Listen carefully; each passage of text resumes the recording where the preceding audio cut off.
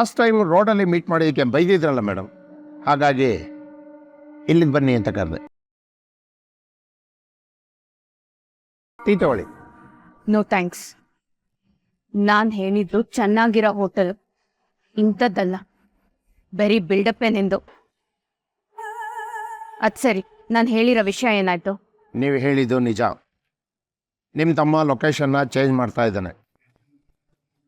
ಡಿಪಾರ್ಟ್ಮೆಂಟಲ್ಲಿರೋ ನನ್ನ ಫ್ರೆಂಡ್ನ ವಿಚಾರಿಸಿ ನೋಡಿದೆ ಮೇಡಮ್, ಅವನ ಮೊಬೈಲ್ ನೆಟ್ವರ್ಕ್ನ ಚೇಂಜ್ ಮಾಡಿದ್ದಾನೆ. ನಿಮ್ಮ ತಮ್ಮ ಗೋವಾದಿಂದ ಹೊರಟಿದ್ದಾರೆ, ಕಾರವಾರ ಕಡೆ ಬರ್ತಾ ಇದ್ದಾರೆ ಅಂತ ಇನ್ಫಾರ್ಮೇಷನ್ ಇದೆ.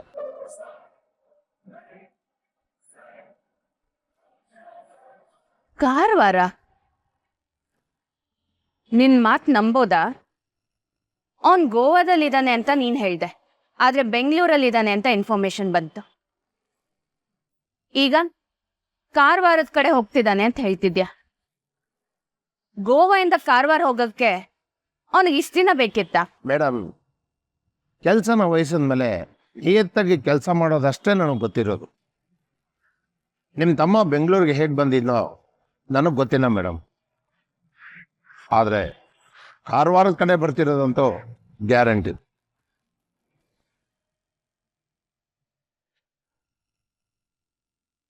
ಅವನು ಎಲ್ಲಿದ್ದಾನೆ ಅನ್ನೋದು ನಮಗ್ ಬೇಡ. ಎಲ್ಲಿದ್ದಾನೆ ಅಂತ ನಾ ಹೇಳೋದು ಇಲ್ಲ.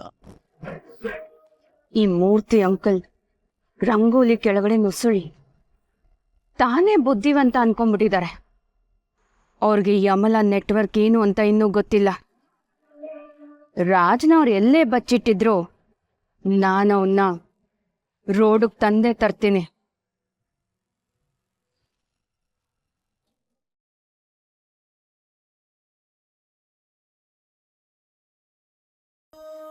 ಸದ್ಯ ಇನ್ನೂ 10 ನಿಮಿಷ ಇದೆ, ಲೇಟ್ ಆಗಿಲ್ಲ.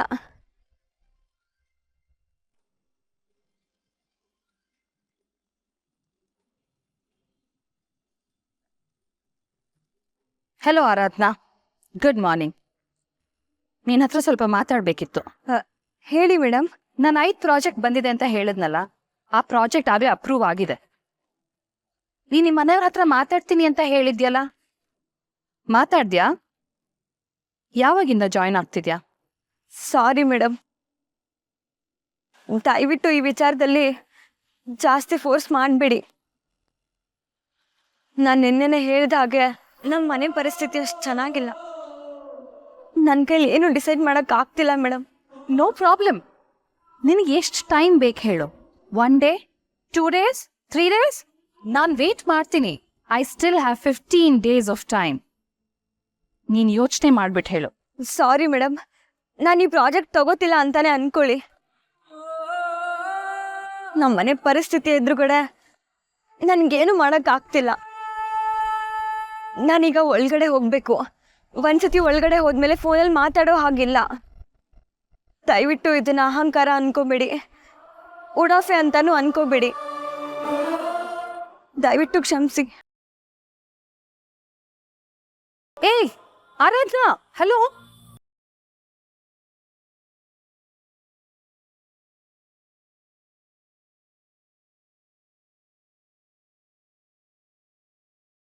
ಇಂಥ ಒಳ್ಳೆ ಪ್ರಾಜೆಕ್ಟ್ ಬಿಟ್ಬಿಟ್ಟು ಅದ್ಯಾವುದೋ ಮೊಬೈಲಲ್ಲೂ ಮಾತಾಡಕ್ ಬಿಡದಿರೋಂಥ ಜಾಗದಲ್ಲಿ ಕೆಲಸ ಮಾಡ್ತಾ ಇದ್ದಾಳೆ. ಬೇಕಿತ್ತ ಇವಳಿಗೆ ಇದೆಲ್ಲ? 1-2 ಡೇಸ್ ವೇಟ್ ಮಾಡಕ್ ಆಗ್ತಿರ್ಲಿಲ್ವಾ? People and their problems. Ma'am, ಯಾರಿಗೂ ಒತ್ತಾಯ ಮಾಡದಿರೋ ನೀವು ಆ ಹುಡುಗಿಗೆ ಯಾಕೆ ಇಷ್ಟೊಂದು ಒತ್ತಾಯ ಮಾಡ್ತಾ ಇದ್ದೀರಾ? ಯಾಕಂದ್ರೆ ಇಲ್ಲಿವರೆಗೂ ಮಾರ್ಕೆಟಲ್ಲಿ ನನ್ನ ಹತ್ರ ಒತ್ತಾಯ ಮಾಡಿಸ್ಕೊಂಡು ಕೆಲಸ ತಗೊಳ್ಳೋಂಥವ್ರು ಸಿಕ್ಕಿರ್ಲಿಲ್ಲ ನನಗೆ. 5 ಪ್ರಾಜೆಕ್ಟ್ ಬಂದಿದೆ. I don't have the workers. I need Har for this. ಆದರೆ ಅವಳಲ್ದಿದ್ರೆ ಬೇರೆ ಯಾರೂ ಸಿಗದೇ ಇಲ್ವಾ ಮ್ಯಾಮ್?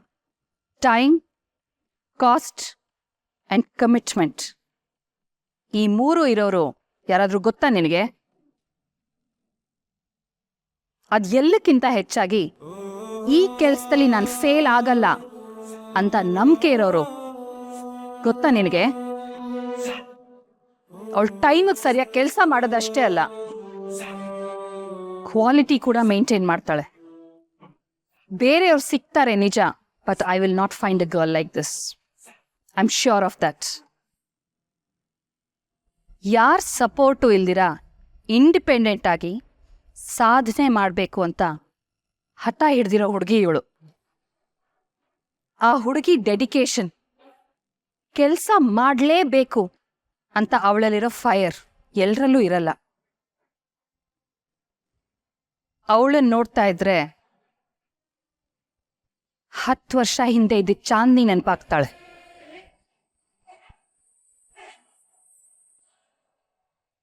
ಈ ಪ್ರಾಜೆಕ್ಟ್ ಅವಳಿಗೆ ಇಂಪಾರ್ಟೆಂಟ್ ಇದೆಯೋ ಇಲ್ವೋ, but she is very important for this project. Murthy uncle, ಇದೇನಮ್ಲ, ನಿನ್ನ ಲೆವೆಲ್ಗೆ ನೀನು ಈ ಥರ ಹೋಟ್ಲಿಗೆ ಬರೋದಾ? ಈ ಹೋಟೆಲ್ಗೆ ಅಂದ್ರೆ ಯೂಶುವಲ್ ಆಗಿ ನೀನು ವಿಸಿಟ್ ಮಾಡೋದೆಲ್ಲ ಸ್ಟಾರ್ ಹೋಟೆಲ್ಸ್ ಅಲ್ವಾ, ಅದಕ್ಕೆ. ಅಂದಾಗೆ ಇವರು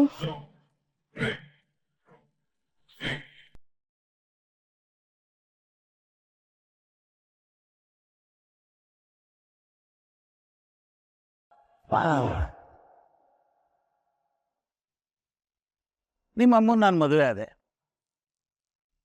ಮದುವೆ ಆಗಿ ನಿಮ್ಮನೆಗೇ ಬಂದೆ. ಆಗ ನೀನು ಪರ್ಮಿಷನ್ ಕೇಳಿದ್ನಾ?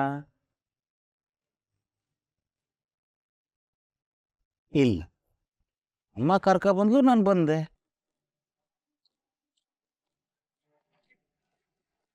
ನಿನ್ನ ಸ್ಕೂಲಿಗೆ ಸೇರಿಸ್ಬೇಕಾದ್ರೆ ನಿನ್ನ ಹತ್ರ ಪರ್ಮಿಷನ್ ಕೇಳಿದ್ನಾ? ಇಲ್ಲ. ಕರ್ಕೊಂಡು ಹೋದೆ, ಅಡ್ಮಿಷನ್ ಮಾಡಿಸ್ದೆ. ಕಾಲೇಜಿಗೆ ಸೇರಿಸ್ಬೇಕಾದ್ರೆ ನೀನು ಪರ್ಮಿಷನ್ ಕೇಳಿದ್ನಾ? ಇಲ್ಲವೇ ಇಲ್ಲ. ಕರ್ಕೊಂಡು ಹೋದೆ, ಅಡ್ಮಿಷನ್ ಮಾಡಿಸ್ದೆ.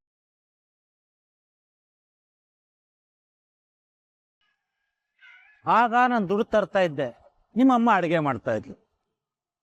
ನೀನು ಕತ್ತರಿಸಿ ತಿಂತಾ ಇದ್ದೆ. ಆಗ ನಾನು ಪರ್ಮಿಷನ್ ಕೇಳ್ದ? ಅಂಥವಕ್ಕೆಲ್ಲ ಪರ್ಮಿಷನ್ ಬೇಡ. ಅವಾಗಿಲ್ದಿರೋ ಪರ್ಮಿಷನ್ನು ಈಗ್ಯಾಕೆ? ನಿನಗೊಂದು ನ್ಯಾಯ, ನನಗೊಂದು ನ್ಯಾಯನಾ? ನೋಡು, ನನ್ನ ಮಾತು ಕೇಳಿ ಮದುವೆ ಆಗು, ಎಲ್ಲ ಒಳ್ಳೇದಾಗುತ್ತೆ. ನಿನಗೆ ಒಳ್ಳೇದಾಗುತ್ತಂತಾನೆ ಈ ಮದುವೆ ಮಾಡ್ತಾ ಇರೋದು. ನನಗೆ ಮದುವೆ ಬೇಡ ಮಹೇಶ್ ಸರ್, ದಯವಿಟ್ಟು ಒತ್ತಾಯ ಮಾಡಬೇಡಿ. ಅಯ್ಯಯ್ಯೋ, ಎಂಥ ಕೆಲಸ ಆಗೋಯ್ತು ಮಗಳೇ. ಆವಾಗಲೇ ತಾಂಬೂಲ ಬದಲಾಯಿಸ್ಕೊಬಿಟ್ವಲ್ಲ. ಆವಾಗಲೇ ಹೇಳಿದಿದ್ರೆ ನಿಲ್ಲಿಸ್ಬಿಡ್ಬೋದಾಗಿತ್ತು. ಓಟಾಗೆ ಅಂತ ಮಳೆ ಹೊಡೆದಿದ್ದೀನಿ. ಇವಾಗ ಎಲ್ಲ ಆದಮೇಲೆ ಮದುವೆ ಬೇಡ ಅಂದರೆ ಹೇಗೆ? ತಾಂಬೂಲ ಬದಲಾಯಿಸ್ಬೇಕಾರೆ ನಿಮ್ಮಮ್ಮನೂ ಅಲ್ಲೇ ಇದ್ಲು. ಒಂದು ಮಾತಾದರೂ ಹೇಳಿದ್ಲ? ಹೋಗ್ಲಿ, ಈಗಲೂ ಅವಳು ಬೇಡ ಅಂದರೆ ಬೇಡ. ಅವಳು ಹೆಂಗೆ ಬೇಡ ಅಂತ ಹೇಳ್ತಾಳೆ? ತುಂಬ ಸುಸ್ತಾಗ್ಬಿಟ್ಟವಳೆ ಅಲ್ವೇನೆ ರೋತಿ?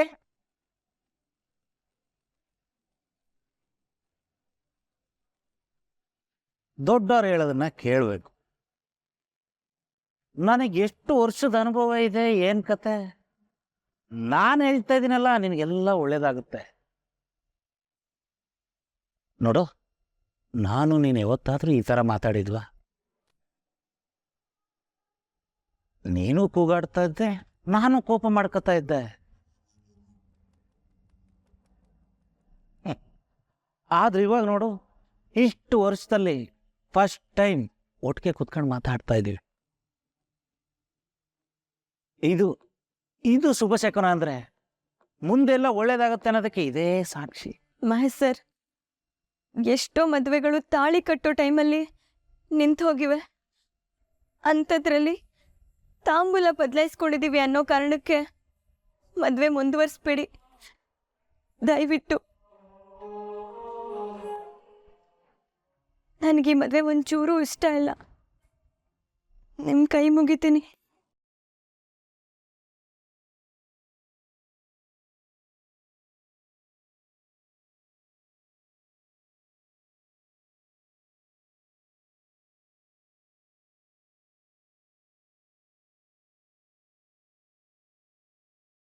ಸುಮ್ನೆ ಒಪ್ಕೊಳ್ಳೋದಕ್ಕೇನೆ ನಿನಗೆ?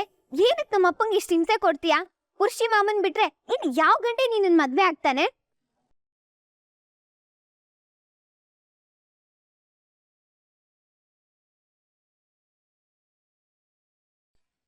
ನೀನು ಈ ಮದುವೆ ಆಗಲ್ಲ, ಕೊರಳಿಗೆ ಹಾರ ಹಾಕಿಸ್ಕೊಳ್ಳಿಲ್ಲ ಅನ್ಕೋ, ನಾನು ನಿಮ್ಮಮ್ಮ ಯಗ್ಗದ ಕುಂಕೆಗೆ ಕುತ್ತಿಗೆ ಕೊಡಬೇಕಾಗತ್ತೆ.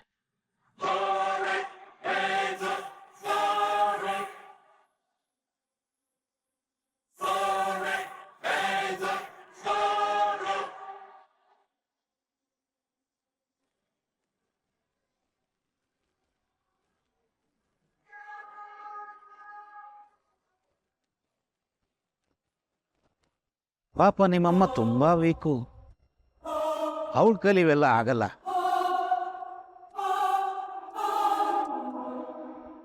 ಅವಳ ಕುತ್ತಿಗೆಗೂ ನಾನೇ ಇದನ್ನ ಹಾಕ್ಬಿಟ್ಟು ಆಮೇಲೆ ನನ್ನ ಕುತ್ತಿಗೆಗೂ ನಾನೇ ಹಾಕತ್ತೀನಿ.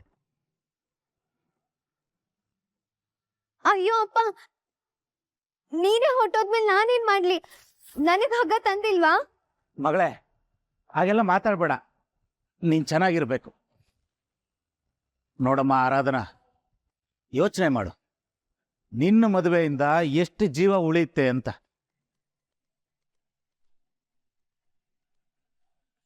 ಅಷ್ಟಕ್ಕೂ ನಾನೇನು ಬಲಿ ಕೊಡ್ತಾ ಇದ್ದೀನಿ ಅಂತ ಯೋಚನೆ ಮಾಡಬೇಡ. ಬಂಗಾರದಂತ ಗಂಡು ಹುಡುಕಿದ್ದೀನಿ. ಅವ್ರ ಅಮ್ಮನ ಕೈಲಿ ಎಷ್ಟು ದುಡ್ಡಿದೆ ಅಂದ್ರೆ ನಿನ್ನನ್ನೇ ಮುಚ್ಚಾಕ್ಬೋದು, ಅಷ್ಟು ದುಡ್ಡಿದೆ. ಬಡ್ಡಿ ವ್ಯವಹಾರ ಮಾಡ್ತಾಳೆ, ಮುಂದೆ ನಿನಗೂ ಸ್ಕೋಪ್ ಇದೆ. ಬಿಸ್ನೆಸ್ ಮಾಡಬೇಕು ಅಂತ ಇದ್ದಲ್ಲ, ನೀನೇ ಬಡ್ಡಿ ವ್ಯಾಪಾರ ಮುಂದುವರ್ಸ್ಕೊಂಡು ಹೋಗ್ಬಿಡು.